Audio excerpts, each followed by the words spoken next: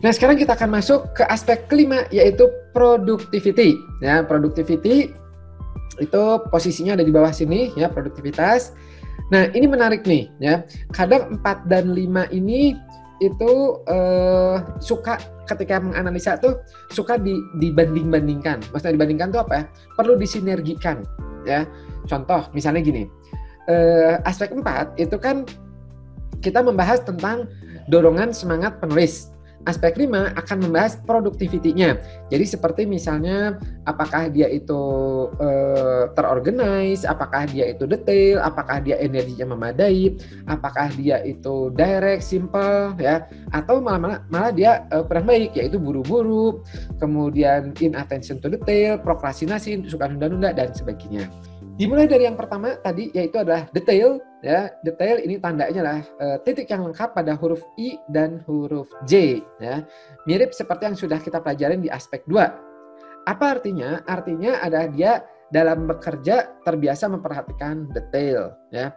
Nah, jadi tandanya sama ya dengan bahasan aspek 2 dengan thinking pattern. Cuma nanti waktu pas Anda membuat kalimat laporan itu bisa Anda bedakan. Bedakannya bagaimana? Kalau pas lagi Anda menulis deskripsi aspek 2, ya Anda kaitkan. Berarti ketika penulis mengolah informasi, ya gitu, Anda dia memperhatikan detail-detail dengan baik. Nah, kalau ketika nanti Anda menulis productivity, berarti kalimatnya ketika penulis melakukan sesuatu aktivitas, ya detail-detail dia perhatikan dengan baik, gitu ya. Jadi bahasanya disesuaikan. Berikutnya ada tanda yang namanya determination. Pernah kita singgung juga, yaitu adalah tanda yang tegas, tarikan yang tegas pada zona bawah. Nah, di aspek 4, goals dan motivasi itu lebih banyak berhubungan sama zona atas. Nah, di aspek 5 itu lebih banyak berhubungan sama zona bawah. Productivity banyak berhubungan sama zona bawah. Makanya tegasnya pun dia tarikannya yang zona bawah. Nah, arti dari determination adalah yakin, tegas, tidak suka setengah-setengah, ya, cukup berorientasi pada hasil kerja, jarang meninggalkan sesuatu pekerjaan yang belum selesai, gitu. Kemudian memiliki sikap yang tegas untuk menyelesaikan pekerjaan. Ya, kemudian dia baru merasa puas hanya ketika pekerjaannya telah selesai, gitu. Jadi bagus ya ini. Berikutnya, tanda berikutnya ada yang namanya to the point. Nah, to the point ini tandanya terdiri dari 2, yaitu direct dan simple. Yang jadi, ini kan ada 2 ya, ada directness, ada simplification. Nah, itu digabungkan artinya adalah to the point. Kita mulai dari directness dulu. Direct tandanya apa? Yaitu adalah tulisan tanpa tarikan awal. Ya. Jadi contoh-contohnya adalah kalau nulis A ya udah kayak gini aja, ya langsung. Jadi nggak pakai tarikan seperti ini. Nah gini nggak, ya. Nulis contoh langsung aja gini, nggak lagi kayak gini, itu nggak. Nah, jadi direct nggak pakai seperti ini, ya. Ini nggak pakai yang kayak gini, yang kanan ini nggak. Ya. Itu pertama. Direct ya, jadi langsung. Kemudian tanda kedua yaitu adalah simple, simplification. Nah, simple simplification ini tandanya apa? Yaitu adalah ada 3. Yang pertama adalah dari bentuk tulisannya aja dia simple, ya, cara nulisnya dia simple, ya gitu. Itu seperti contohnya gini, nulis T-nya dia simple, H-nya simple, G-nya simple, Y-nya simple, ya. Berikutnya tanda simplification berikutnya adalah banyak singkatan. Nah, dengan jadi DGN, yang jadi YG, untuk jadi U seperti ini. Nah, ini adalah simple, ya.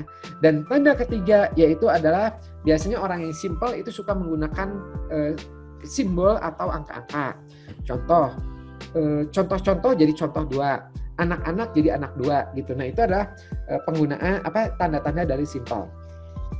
Semakin banyak simple dan directness-nya, maka ya to the point-nya juga semakin tinggi, tipe to the point.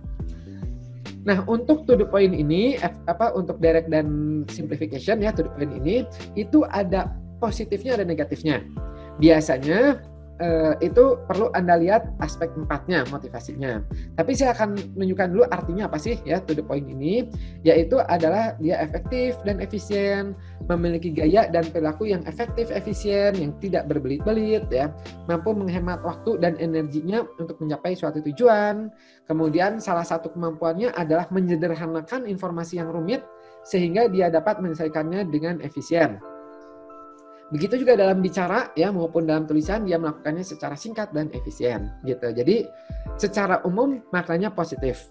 Tapi sekali lagi ya, untuk yang to the point ini perlu Anda lihat aspek 4. Ini menarik ya, kalau Anda banyak melakukan analisa, Anda akan melihat tuh benang merahnya antara aspek 4 dan ini. Contoh misalnya gini, kalau aspek 4-nya goals dan motivationsnya itu rendah ya, maka orang yang to the point ini itu bukan lagi efektif, efisien, bisa cepat, gercep ya gitu, enggak. Tapi artinya adalah menjadi ingin yang instan, ingin yang gampang-gampang aja, karena goals motivasinya rendah, gitu ya. Itu di sini. Berikutnya, tanda berikutnya ada yang namanya dominating.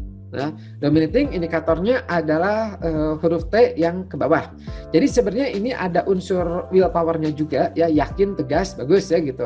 Nah, cuman dapat makna tambahan, yaitu salah satu indikasi mampu mengarahkan orang lain dengan tegas juga. Jadi jelas lah gitu ya, yakin. Nah, ngontrol orang lain untuk menyampaikan keinginannya, memiliki kemampuan dalam mempengaruhi orang lain dan membuat mereka melakukan apa yang diinginkan. Ya, juga dampaknya jadi cenderung tidak suka berada di bawah orang lain gitu. Lebih suka mengarahkan ya dibandingkan kerja di bawah orang lain. Ini dominating ya, nanti ada yang namanya domineering, mirip, nanti dibahasnya di aspek 6. Kita lanjutkan, tanda berikutnya ada yang namanya imagination material. Nah, tadi pernah kita singgung waktu di aspek 4. Jadi imagination itu kan ada zona atas ya, ada juga zona bawah ya. Dua-duanya sama-sama imagination, tapi kalau mau dibedakan, yang atas ini disebutnya adalah imagination abstrak. Yang bawah ini adalah imagination material ya gitu, material. Nah, ini contoh-contohnya imagination material ya. Imagination material tuh. Nah, potensi imajinasi di mana penulis mampu membuat gambaran mental image di otaknya, ya, mampu membayangkan, membuat produk yang unik, simple, lebih berwarna dan sebagainya. Jadi lebih bisa dibayangkan secara konkret kayak tadi ya, gajah warna ungu misalnya. Nah, itu imagination material.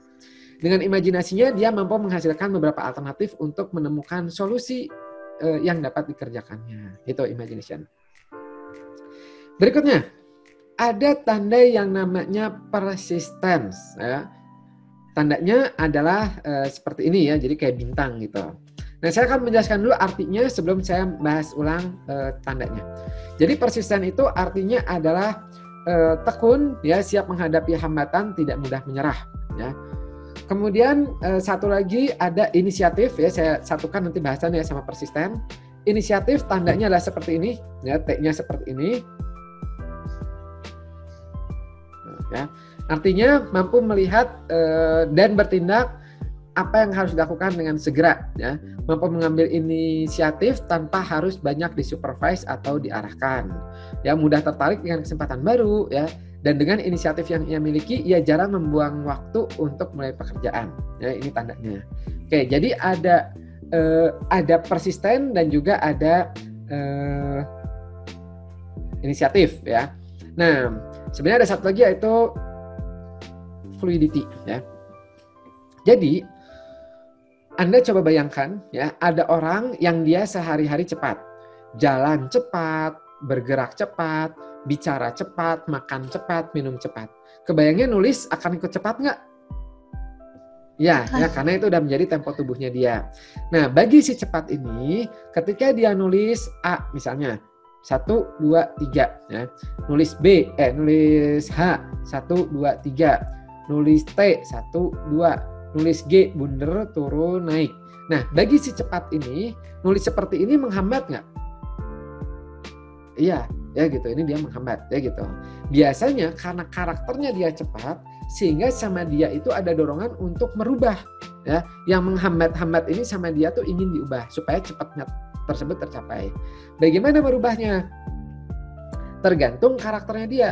Kalau dia itu tipenya adalah luas, dia tipenya fleksibel, maka biasanya sama dia suka dialir-alirkan. Contoh, misalnya G jadi kayak gini, T jadi gini, ya, atau jadi kayak gini, ya, disatukan ke berikutnya, H jadi gini, gitu ya. A ya kadang-kadang gini juga, ya gitu. Jadi pokoknya diluas-luaskan, ya gitu. Kalau dia tipenya tipe yang fluid, yang mengalir.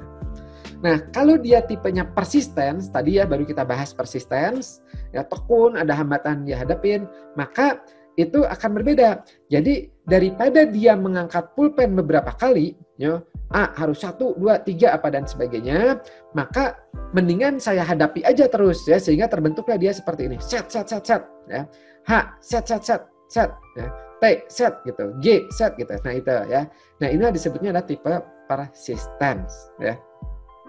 Nah, satu lagi adalah inisiatif. Kalau inisiatif tadi dari T ya, tandanya dia dari T. Nah, tapi ini pada tulisan cepat. Ya, tulisan cepat gitu. Nah, ini inisiatif ya. Kan ada tanda alternatifnya nggak untuk inisiatif? Karena jarang ditemukan gini. Ada, yaitu kalau cepat ditambah dengan directness. Masih ingat tadi tanda direct yang langsung? Directness ya gitu. Yang langsung ya, tanpa tarikan awal, sama aja artinya dengan inisiatif ya gitu. Nah, itu di sini. Nah, gitu. Nah, ini adalah perbedaan persisten dan inisiatif.